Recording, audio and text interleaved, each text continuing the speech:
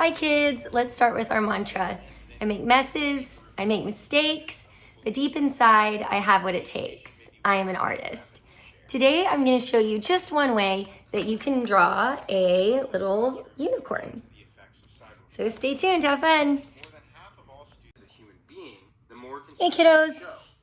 So first of all, your level 3 drawing for today is this cutesy little unicorn. She's a little tricky to draw. She kind of starts to look like a bean before you finish it, but just walk through it and I promise that you'll be happy with this. Also, you might be able to hear my training in the background, computer compliance training, because I'm multitasking.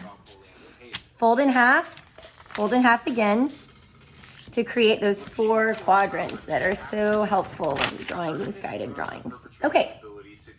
First shape. I'm going to go kind of slow on this and use a little more describing words because it can be tricky. I also need a better eraser. Hold on. And you are going to be using your eraser in this drawing. So the first thing we're going to draw is this shape of the head. But we notice that it's open right here because of the mouth. So it lives up here in this quadrant. We're going to start on this line right here, and we're going to make a circle that comes around, and then we're going to stop. And then we're going to add the mouth. The mouth just comes out like this, and then does the same thing again. Once you've got the mouth done, we're going to add the body, and this is going to look funny at first, but just bear with me. Let's start at the head and loop up to the middle line. Then we're going to start at the neck here, and we're going to come down to the middle line. Then we're going to kind of make this odd bean shape. I'm going to do this in dots. When we're on site, you guys will see that I rarely do guided drawings on site, but when I do, if you need help, I'll always do these little dots for you. So we have our line, our dots down. You don't have to do the dots, I'm just showing you. We're going to bring this line up into this quadrant and stop. And then we're going to bring it down to meet this other line. So now he looks like a pool floaty. Okay, next we're going to add a sweet little eye, which is an arch, a mountain arch, not a valley arch. And then a pointier mountain arch up here. Oh, oops. See, I made a mistake. That's not supposed to be an overlap. Ooh, this eraser's old. I think this pencil must be from the 60s or something. Hold on. Sorry guys, bear with me. Actually, you know what? I'll just leave it. I don't care. Okay. Next, we're going to do the legs. The legs can be a little tricky because they have those overlaps. So we're going to start with this front leg. It comes out. And then it's kind of curved on the bottom a little bit, and then it comes back up onto the body. Then we're going to erase this overlap right here because that arm is in front of the body. Next, we're going to add the back leg. Its back leg's kind of kicking back like it's flying, so we're going to come out and down. And then we're going to imagine this line comes through, and we're going to draw its back foot. Okay, this one kind of has short legs, but that's okay. The back legs, a straight line. Sharpen my pencil. And then that same like kind of curved foot and come up and stop there. Then you're going to erase. Ooh, Miss Ryan needs a new eraser. We'll use this old guy. See what we can scrub it up.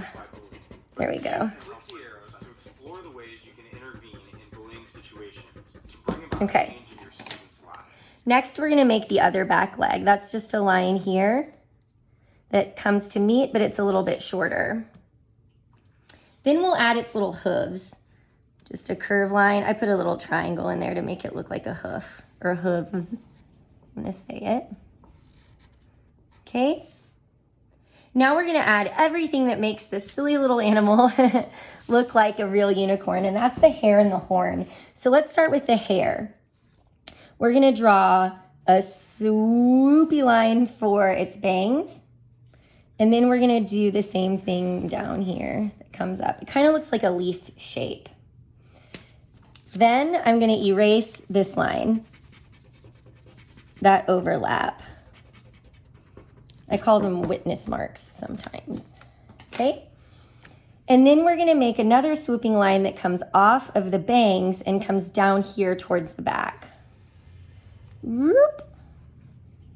Inside here, we're going to make the strands of hair, and they're all gonna come and meet up here on the tip. Same thing back here. We're gonna start here and we're gonna swoop around and down. I'm gonna imagine that line here, around and down. Imagine that line here, around and down. And the tail, same thing. A swoop and a swoop. And then we're gonna make those strands of hair that come and meet on the tip. Next, you're gonna trace it. That's gonna be important on this guy, gal, whatever, whichever one it is for you. Oh, the horn. Okay, for the horn, it's a triangle and then stripes inside.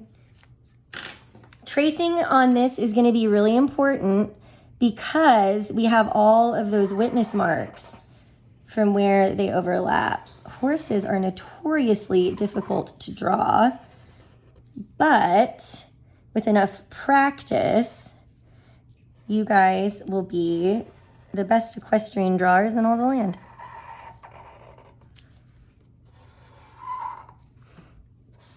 And when you trace your lines, you'll learn that if you color all the way through, you'll lose those witness marks.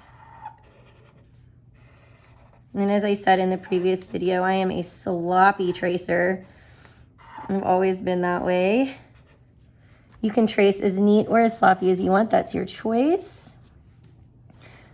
I just noticed that the importance of tracing perfectly isn't really a big deal because we have a friend called an eraser that can come in after and take out those witness marks. Okay, I'm just gonna go ahead and knock this out, finish it up. So this was a little bit longer of a guided drawing video, but I really hope you enjoyed it. Drawing these mythical creatures can be really fun.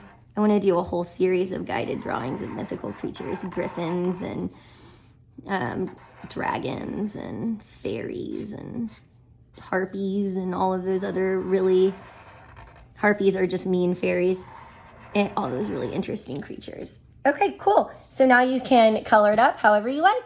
Good job, guys.